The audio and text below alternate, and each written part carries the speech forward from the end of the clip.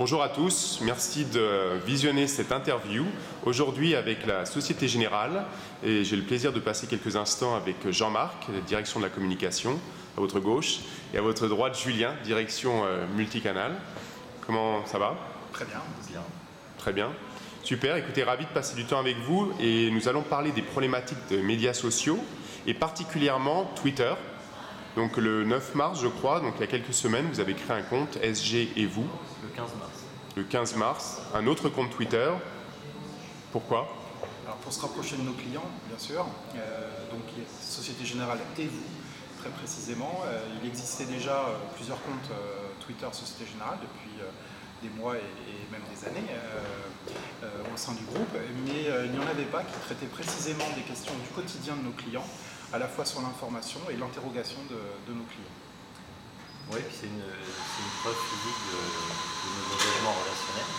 C'est-à-dire que SGU, c'est véritablement pour placer le client au cœur de notre stratégie et puis arrêter de se centrer sur Société Générale, mais vraiment centrer sur les clients.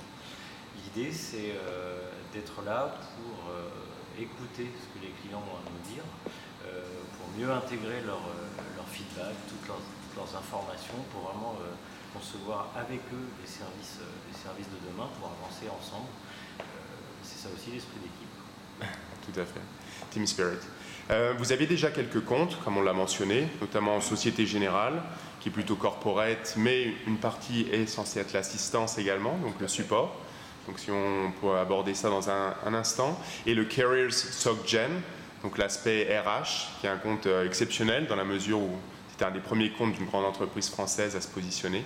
Donc vous avez bénéficié de cette expérience en interne?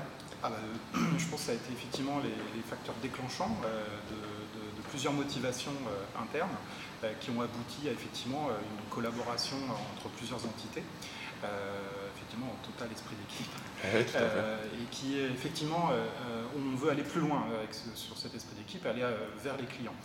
C'est un petit peu moins facile avec des comptes corporate, du groupe, mais c'était la résultante d'un existant, c'est-à-dire que naturellement des clients ont cherché Société Générale, soit par mention directe, soit en utilisant la marque, et ont un petit peu fait appel à la marque qui a dû effectivement répondre naturellement sur des questions du quotidien. Donc on était sollicité au quotidien pour répondre, on a naturellement prolongé cette déclinaison sur les questions de nos clients.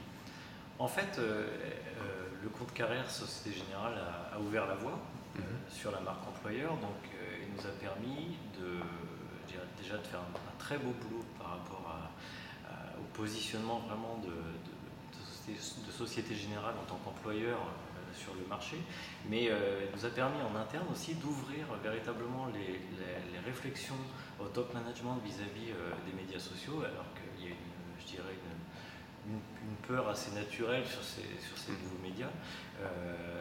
Là, ça nous a permis, au contraire, d'illustrer parfaitement concrètement tout ce qu'on avait à gagner, à investir, et pas n'importe comment, mais investir ces médias avec une vraie stratégie.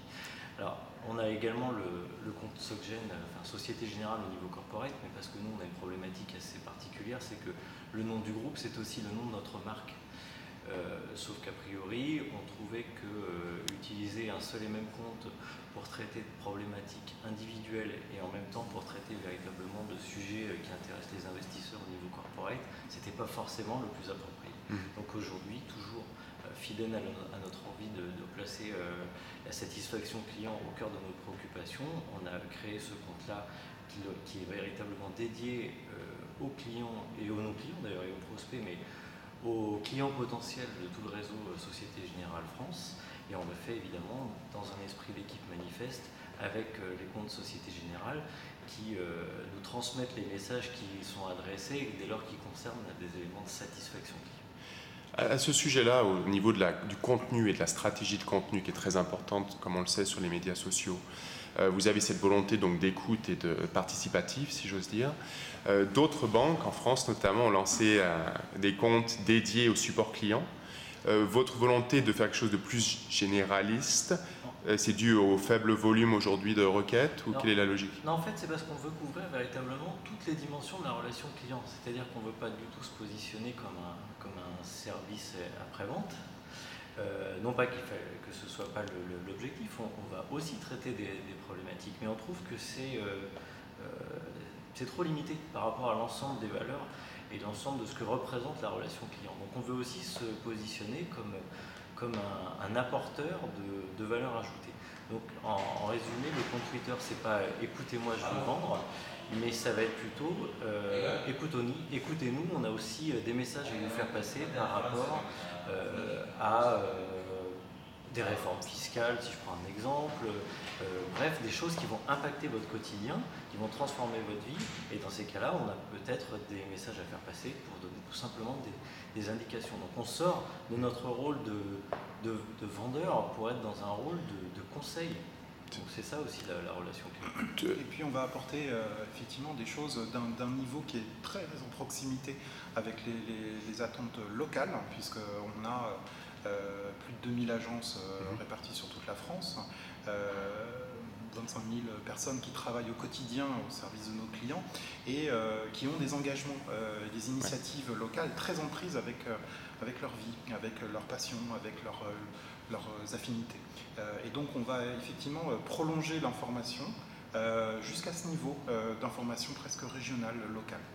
Donc la proximité est très importante, oui, la pertinence de l'information. Vous avez adopté une démarche un peu à la Career SocGen, ou beaucoup, qui est non pas nombriliste, mais d'échanger sur des thématiques intéressantes et importantes, qui dépassent vos clients. Au niveau de la contribution, donc, vous contribuez directement aujourd'hui. Est-ce que demain, dans une logique justement de proximité, on peut imaginer des dizaines ou voire des centaines de contributeurs sur un tel compte Twitter? Tout à fait. Peut-être pas des dizaines, mais peut-être un nombre un petit peu plus restreint qui correspondrait à un maillage de remontée d'informations et de volonté d'information, effectivement, d'un échelon local vers un rayonnement national, mais également régional, de fait. Oui, il faut qu'on ait effectivement ce maillage local et en même temps de limiter quand même de fait le nombre de personnes intervenant, tout simplement pour garantir leur implication.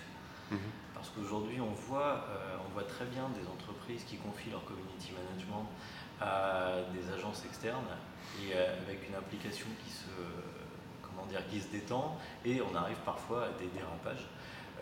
Là, on pense que le maillage local il est important, mais il passe véritablement par la motivation et l'implication des gens, par le sérieux de leur message. Et donc c'est pour ça que un nombre plus important que nous deux, c'est évident. Après, voilà, il faut quand même un minimum d'organisation et d'encadrement.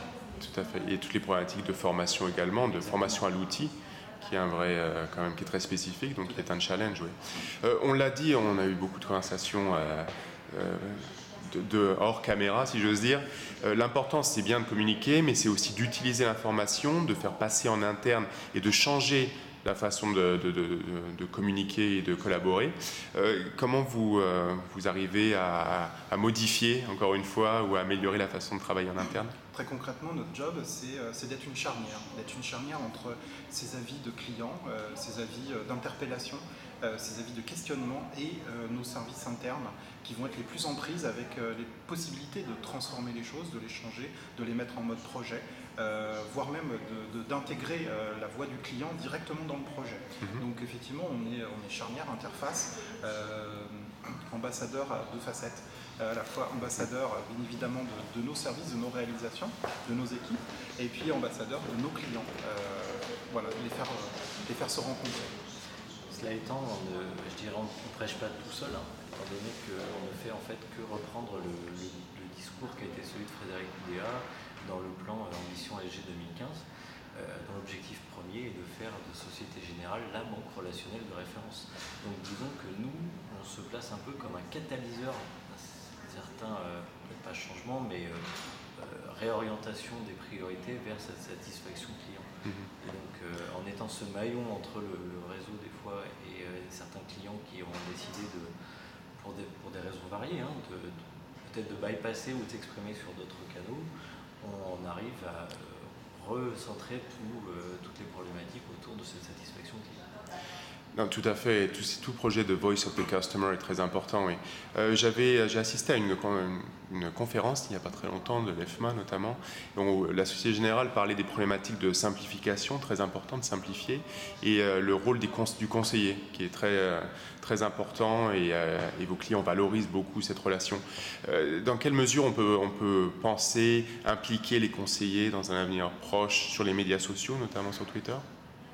Je ne sais pas si l'idée c'est d'impliquer vraiment les conseillers sur Twitter, parce qu'on va avoir quelques petites problématiques d'outils et de gestion du temps, mais ce qui est sûr c'est qu'il faut les impliquer, enfin ils le sont déjà, mais il faut les conforter dans le fait que Twitter c'est pas, les médias sociaux c'est pas une affaire de geeks et de quelques étudiants, c'est véritablement un canal de relation client, et que quand leurs clients s'expriment, que ce soit physiquement dans leur agence, au téléphone, à travers le mail, de la messagerie sécurisée ou sur les médias sociaux, aujourd'hui il faut les traiter avec la même considération et la même importance. Donc du coup peut-être la réactivité particulière qui est requise sur les médias sociaux. Une de nos missions aussi, ça va être d'expliquer les enjeux, les possibilités, les efforts qu'il va falloir faire pour, dans certains cas, passer la main. Effectivement, le conseiller et son client, c'est une relation très importante qu'on ne peut pas modifier, ou on ne peut pas dire l'inverse, parce qu'on n'a pas obligatoirement toute la culture. C'est la colonne vertébrale de la relation. Voilà, en fait. on ne peut pas modifier soit le début de la relation, soit la relation qui est en cours, et on va peut-être apporter une autre vision à un moment, un autre niveau d'information que n'aurait pas vu le client dans sa recherche d'information. Tout à fait. Succès, ROI, on parle de ça en permanence sur les médias sociaux. Aujourd'hui, donc, après une quinzaine de jours d'existence, vous avez une centaine de followers. Vous postez grosso modo, je crois, 2,5 fois par jour. Enfin bref, donc 5 nouveaux followers par jour. Est-ce que vous avez des objectifs de taille ? Sachant que la taille n'est pas le tout, l'idée c'est d'avoir des gens qui sont intéressés et impliqués. Comment vous mesurez ça ? En fait, on ne s'est pas tellement fixé d'objectifs par rapport à Twitter. On s'est fixé des objectifs extrêmement précis et tout à fait mesurables en termes de satisfaction client, dans le cadre justement du plan Ambition ESG 2015. Twitter et puis la stratégie sur les médias sociaux dans leur ensemble, c'est aussi la veille, c'est la façon de mettre en place la démarche collaborative et d'intégrer vraiment les clients dans le processus de création des produits. Tout ça, ça va nous permettre de contribuer à des objectifs cette fois chiffrés en termes de satisfaction client, et puis de nombre de clients tout simplement, et lutter contre l'attrition. Mais voilà, c'est au niveau global. On n'a pas fixé d'objectifs chiffrés aujourd'hui sur le nombre de followers. D'ailleurs, c'est quand je vois la course aux fans avec Vous voulez citer des noms ? Je ne vais pas citer de noms, mais je dirais avec les fanpages qui communiquent énormément sur leurs fans. Moi, je dirais simplement, ça n'a d'intérêt que si on s'en sert, et si on s'en sert bien. Et pas si ces fans se mettent d'ailleurs à proférer des messages qui laissent supposer qu'ils ne sont peut-être pas tellement fans de la marque en question. Donc c'est pas tellement des éléments chiffrés sur les médias sociaux, mais plutôt la contribution à des objectifs globaux qui ne vont pas forcément être en termes de ROI à court terme. Évidemment, la satisfaction client, ça se traduit toujours in fine en ROI, mais à long terme. Tout à fait. On a plus des objectifs qualitatifs. Vous avez cette chance d'avoir justement en interne l'accès et d'avoir pu articuler la valeur des médias sociaux, donc je pense que c'est ça la force de la Société Générale aujourd'hui. En rebondissant dessus, c'est vrai que le problème fondamental, c'est de connaître les fans, les followers. C'est bien d'en avoir des milliers ou des centaines de milliers. Qui sont ces gens ? Est-ce qu'on sait si ce sont des journalistes, des robots, enfin des comptes caducs donc ça c'est très important. La dernière question pour moi, l'élargissement. On parle de Twitter et des médias sociaux en général, du client.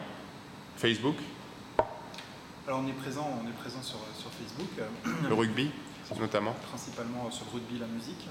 Et effectivement, notre démarche est d'aller sur des terrains infinitaires avec nos clients pour lesquels on a bâti des offres. Et en fait, tout un environnement d'information, de partage, soit autour de médias véritables, soit autour d'opérations qui sont là donc très concrètes, puisqu'ils peuvent effectivement participer, voir ce qui se passe, plutôt plutôt que d'être simplement dans une présence institutionnelle qui serait très inappropriée, pas très réelle, quoi. En fait, toutes les études qu'on peut lire justement à travers les médias sociaux sur, je dirais, la respectabilité et puis la présence même des marques sur Facebook nous font penser que nous, en tant que banque, institution, on n'est pas véritablement fan d'une institution par nature. Donc, on voit quelque part un peu une démarche hypocrite dans le fait d'entretenir une présence institutionnelle aujourd'hui sur Facebook. On préfère effectivement y être sur des terrains où on est légitime par rapport à nos engagements et nos réalisations, et donc là, sur lesquels on peut, à juste titre, collecter des fans, parce que c'est effectivement des vrais fans au sens premier du terme. En revanche, bon, voilà, être sur Facebook en tant qu'institution, dans une volonté plus ou moins cachée, je dirais, quelque part de trouver des consommateurs, aujourd'hui, c'est pas le choix qu'on a fait. Si demain Facebook change sa nature et se transforme en la plateforme de F-commerce que certains lui prêtent pour l'avenir, on se donne, je dirais, le loisir de réviser cette position. Et aujourd'hui, en tant véritablement que marque, on n'estime pas légitime d'être sur Facebook sur le plan institutionnel à ce jour. On ne considère pas non plus que c'est une plateforme de publication. On a des dialogues, ils sont très enrichissants, effectivement, parce qu'on est sur des terrains où on est également physiquement. Nos équipes y sont, on se croise, ils nous envoient des photos, on les partage effectivement sur ces médias-là, et il y a du vrai sentiment en fait qui est partagé. Très bien. Écoutez, merci. Deux thèmes très importants également. Donc, quand on crée une communauté sur Facebook, notamment une page, la thématique est très importante. Si on la crée par rapport à du sport, on ne va pas pouvoir forcément communiquer sur des produits financiers. Et deuxièmement, l'importance de comprendre en interne et pas externaliser et critique. Ça permet d'améliorer votre capacité à vous adapter justement aujourd'hui et à l'avenir sur les médias sociaux notamment. Merci beaucoup de m'avoir accordé un peu de temps. Merci Julien, merci Jean-Marc.